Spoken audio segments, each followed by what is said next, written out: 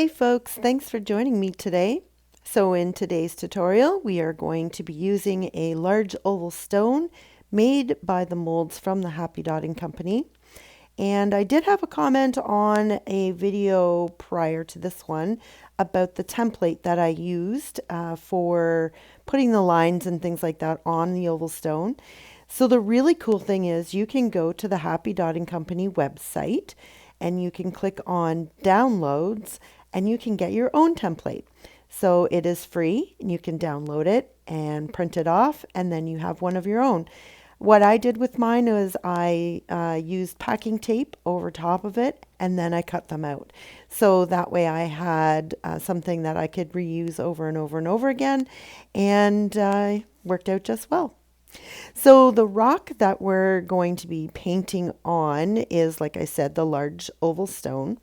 And we're going to be doing something kind of Eastery using the Easter colors. So, or not necessarily Easter colors, but at least some fun, bright, and pastel colors.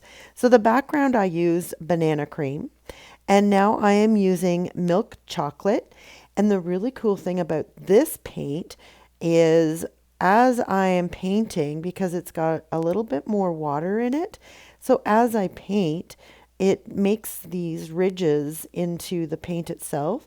So it's actually putting the bark on with only doing one stroke with the same color paint. And it is also because of the light color that I have in behind. So it's kind of peeking through and giving the lighter tones to the dark tone of the brown. So I work on this a little bit. I should have left it alone when I was done the first go around, but I kind of wanted to mess with it and decided, hey, you know what, let's go back to the simplicity of it. So I just load up my brush and I just run it along in little strokes, leaving some of the dark ridges raised. It does dry flat, so you don't have to worry about that. And then I just left it like that. And that was my branch. Very quick and easy to do. And the only thing I can think of is that it was because I painted the background a really light color. And this being a darker color and a little bit of more water in it, I think that's why it ended up being like this. So anyways, I let that dry, and now I'm going to use my circle stencil and I'm going to draw on 3 little circles.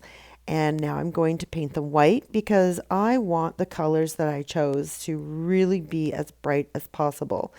So I'm painting little birds. If you didn't see the thumbnail at the beginning or to advertise this tutorial, we're doing 3 birds sitting on a branch, and these 3 birds are all going to be primary colors. So I really wanted to step back and go back to way back when you were in the very early grades of school, where we learned about the primary colors and things like that, and started to learn to draw and paint and to use colors and be creative. So that's what I'm doing here. I'm going back to my roots and I'm using the primary colors. So what is a primary color, you ask? Well, let me tell you. So primary color is a color that cannot be created by mixing any 2 colors together. So those 3 colors are red, they're blue, and green. So every other color is created by mixing 2 or 3 of those colors together. So that's why they're the primary. And then you have your secondary and so on and so forth. But we're just going to worry about the primary colors, and we're going to make some cute little birds that are hanging around on a branch and just sort of, being goofy. So it's a very easy technique to do. We're just going to be doing some sponging and some blending, very light, nothing major. But I just thought it was fun to do something for Easter, I guess. And I'll have to admit too that once I started painting these, they kind of reminded me of Angry Birds, and I'm sure that you all know about the game Angry Birds. I do not play it, but I have seen it many, many times, advertised or whatever. And yeah, that maybe that's what spawned my creativity for this particular stone and how to build up these little cute little birds. But that's what I did. So this is the red one. The color I'm using is Red Alert. And then the next color that I'm using is Kelly Green. It seems to be my favorite green because every time I go to my paint stash and I look for green, it's always the first one I pull out. So it must be the one that I'm drawn to the most, and I do like the color. So it looks really, really cute, and I know that birds aren't really green or blue or red, like solid like this, but this is just something fun and easy to do. Pick a rainy day, or in my case, a snowy day. we just came through a couple weeks ago, major storm where our city was actually shut down. So it gave me lots of time to do some more painting and get ahead of everything so that I could be prepared for doing some Easter ones. So stay tuned for those. They will be coming up very shortly. So I know this color is more of like a purpley blue, but I preferred it because my favorite color is purple. And I mean, I could have done like a bright blue or something like that, but this one has also been the one that I'm drawn to when I go to my stash and I look for a blue. This is the one that I pull out. And this one is called Blue Harbor. So I paint them all on, and then I come in with a sponge that's attached to a little dowel. I picked these up at Michael's. I'm sure that they have them in other places like Hobby Lobby, maybe even the dollar store. You can make your own even. Just get a couple of dowel sticks and throw a sponge on the bottom, and there you go. You've got a sponge stick. So while the paint is wet, I'm going in with some white paint, and I'm just doing the inside. So I really want to leave the outside that true color, but I want to lighten it up on the inside because I'm going to be putting on some details with the eyes and the beak and that sort of thing. But I'm also using the sponge to sort of soften up those sharp edges of the paintbrush that goes around. And it gives the bird a little bit of a fuzzy look. And that's kind of what we wanted to do. You know, when you're having like one of those bad hair days or one of those days that just seems like crazy and, you know, you just feel fuzzy. I don't know, but that's what I'm wanting to do with these birds, is to make them look fuzzy and cute and cuddly and all of that good stuff. And so that's what I'm doing. I'm just using my sponge and I'm letting it go over the edge. And then in the middle, I put in a little bit of white just to lighten it up in the middle, but still have that outline. Now I'm putting on the beak, and this is called Bright Orange. All of the colors that I use will be listed in the description, so please check that out. If I haven't mentioned them all, they will be listed all in the description. I do that for every video. But I use this bright orange for their beaks and for their feet because they need feet to be perched on this branch. So I will be doing that as well. And all I do for the feet is I just use this is my fine lining brush, which I created myself. If you want to learn how to make your own, I do have a tutorial for that, and there is a link in the description for that as well. So I'm doing this upside down, and I'm basically just dabbing because my paintbrush is curled. So it actually gives me 3 little toes just perfect. Now I do go in a little bit later and I try to outline them, and I kind of get a little bit heavy on the black paint. But very simple, easy fix is you just let it dry and then you come back in and do it again. So I'll show you how to do that as well a little bit later on in the video. So now that they have all of their feet, and I'm just going to round off the tops so that they all connect. And then I'm going to start working on some of the details in their faces. And the details aren't going to be extreme details because this is just something fun and cute to do.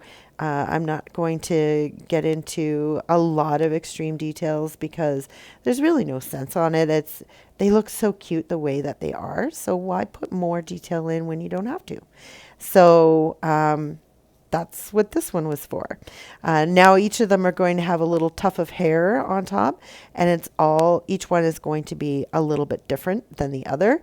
But I just thought it was cute just to give them that little bit of extra cuteness by adding in these cute little frocks of hair for their head. And yeah, it's just really, really cute. I also have fun with the eyes when I get to that part as well. So stick around for that. I'm going to do a very thin line, a black line for the outline on these guys. So basically what it is just my black paint, and I've just added a drop or two of distilled water just to thin it out just a little bit more so that it has more travel time on the rock. And that's how I get to do such a thin outline by using my fine lining brush. So I'm just doing that for all of them, and I'm okay if it's not perfectly the same width all the way around, because again, it gives it that cartoony kind of look, sketched look, that kind of thing. So that's what I was going for, and it worked out just perfect. So if you're new here, thanks for joining me. The best way to let me know that you like this video is by giving me the thumbs up. You could also subscribe to my channel. I post every Friday. And if you don't want to miss anything, make sure you hit that little bell, and it'll give you notification when I do post something new. So stick around for more fun with doing all different types of techniques and learning how to do things. Maybe it's a way that you never thought of before, or maybe you just needed a little bit of inspiration. That's what I'm here for you, to get that inspiration, to maybe learn a new technique or two, or just to, chit chat along with me as we paint along together. So that's basically what I'm here for. So I'm using my dotting tools from the dotting company. No, these ones came from the Dotting Center. You can go to her website by clicking on the link that I have in the description. And I do have a 10% discount. So if you drop the discount code that I have in the description, you will receive 10% off. So these tools are my favorite. They fit my hand so well. They have like a place for your fingers to hold it so it doesn't flop around or anything like that. And they're double-sided, so you get 6 tools, but you actually end up with 12 because there's different sizes on each end. And they're numbered, which is really, really cool. So you can, if you're doing mandalas, you can go up one size and know what size you're going with because they're all numbered. So that's what I use for the eyes on these little birds. And while I let that dry, I am going to add a little bit of black to their hair tufts, I guess, on the top of their head. And now I'm going in and I'm fixing up their little feet there, thinning out some of that black line by just adding a little bit more of the orange. And now I'm going to outline their eyes.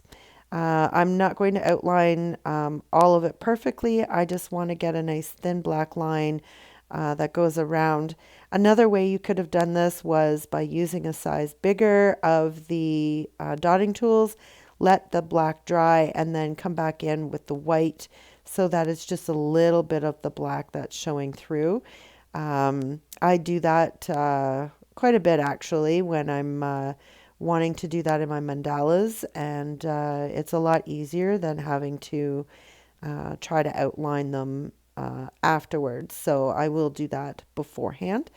But that's just two different ways that you can do this. So I'm just now outlining the eyes, giving them a little bit of eyelashes.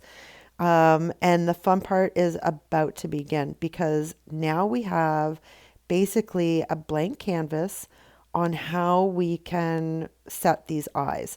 So we can make them looking up or down or side to side or even to each other. And that's what I really like about it because all you're going to be doing is taking some black on a dotting tool and you're just going to be putting them on. And I'm going to be doing that very, very shortly.